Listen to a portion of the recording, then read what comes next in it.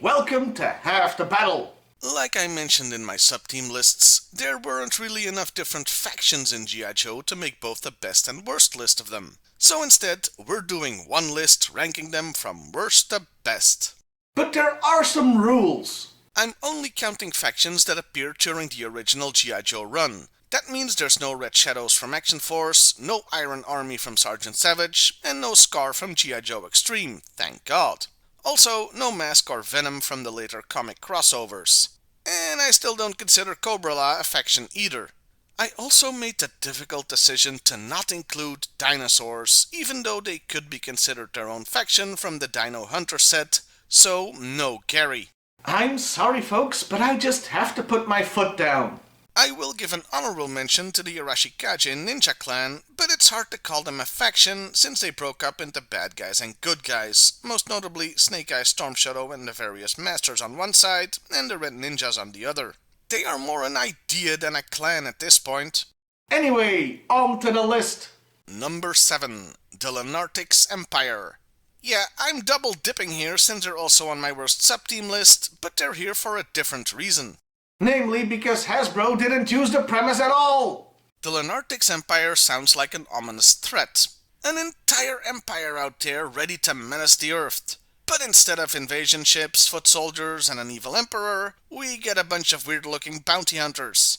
It would be like if in Star Wars, instead of the Rebel Alliance fighting the Empire, they were just being pestered by Boba Fett and his colleagues every now and then. It's a huge missed opportunity. Number 6. Overlord. Can you really call it a faction if there's just one guy in it? Yes you can. The existence of Overlord is just weird. According to his file card, he's a high-ranking Crimson Guard who wants to take over Cobra for himself. Problem is, the other media didn't really do anything with the premise, so, like the aliens, he's just a guy who's sorta there. He didn't have any troops, he had one vehicle, and, ambition, I guess. So he was a faction of one. But I suppose kids could pretend any type of Cobra Viper could have switched sides to him. I'll get more into the character when I eventually review him. Number 5. Headhunters. Okay, the previous two factions were bad. This one is just okay. I feel sort of the opposite about these guys than I do about Mega Marines, which in this case means it was a lousy premise with a good execution. The troops, namely the Headhunters and Headhunter Stormtroopers, look really cool, but they are a gang of drug dealers. Because it was the 90s with the whole war on drugs, cartoon All-Stars Assemble, say no to drugs crap. So Hasbro said yes, let's make an anti-drug statement, but also let's make a profit from it. Hence really cool looking drug dealer toys. Yeah, getting mixed messages there, Hasbro. Also, their leader looks goofy. Why is the boss of a drug dealer gang dressed as a pimp?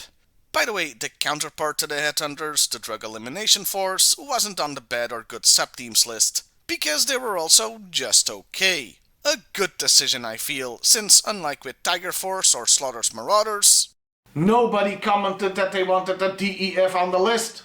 Number 4. Night Creepers. Now we're coming into the solid good territory of this list. The Night Creepers are a group of high-tech ninjas who are also evil accountants, because you can never have enough of those in G.I. Joe. They are not part of Cobra, but are rather mercenaries for hire. And it's refreshing to see a group of ninjas that are not Storm Shadow's second cousins twice removed. In fact, they have no connection to Stormy or Snake Eyes whatsoever. That makes them rather unique ninjas in the G.I. Joe universe. The only bad thing I can say is that they did end up working for Cobra pretty much exclusively, rather than become a real third player. Now, if you want to see an actual third faction, there's... Number 3. The October Guard. Oh, I can hear the gnashing of teeth and the typing in the comment section because I didn't put these guys in the number 1 spot. Hey, I really like the October Guard, but I just don't think they're the best faction. Plus, they were really underrepresented in the original line, with just Big Bear and Red Star there. And those weren't exactly the most iconic members of the team either. The freaking aliens got more characters in the original toy line. And while there were some great characters in other media, like Dana, Brekoff, and especially Horror Show, and they had some great adventures, most of the original team, with the exception of Dana, were killed off in the comic. Now, that didn't stop them from getting toys after the original line ended. But it was a real bummer at the time and the reason they weren't toys in the 80s or 90s. If they had gotten their toy dues back then, the number one spot would have gone to the Russian equivalent of G.I. Joe, though they prefer to think of the Joes as the American equivalent to them. Number 2. The Dreadnoks. Team Zartan takes the number 2 spot. The evil biker gang was chock full of great personalities. From the devious Zartan to an Oxford Dong, yes really, and they were always a thorn in G.I. Joe's side, and even Cobra's on occasion. Loyal only to money, or preferably the gold they were paid, they could be comical or menacing. What's interesting to me is how their look evolved over the years. They went from fairly standard badass bikers to Mad Max 2-inspired ruffians.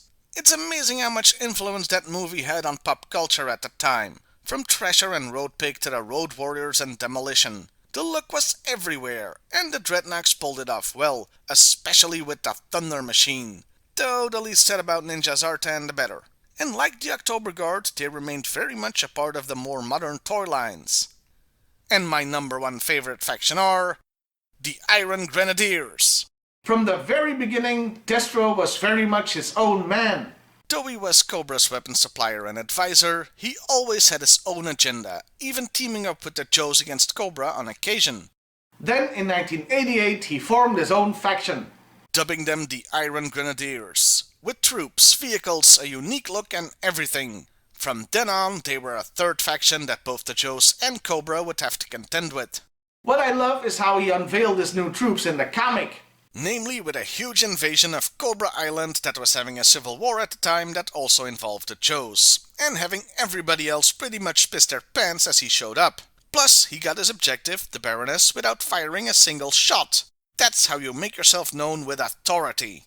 And they weren't exactly good guys, but they weren't really bad guys either. Destro was honorable, but could be ruthless and would always make sure to get what he wanted. Cobra or the Joe's plans be damned. For all those reasons, the Iron Grenadiers are my favorite faction.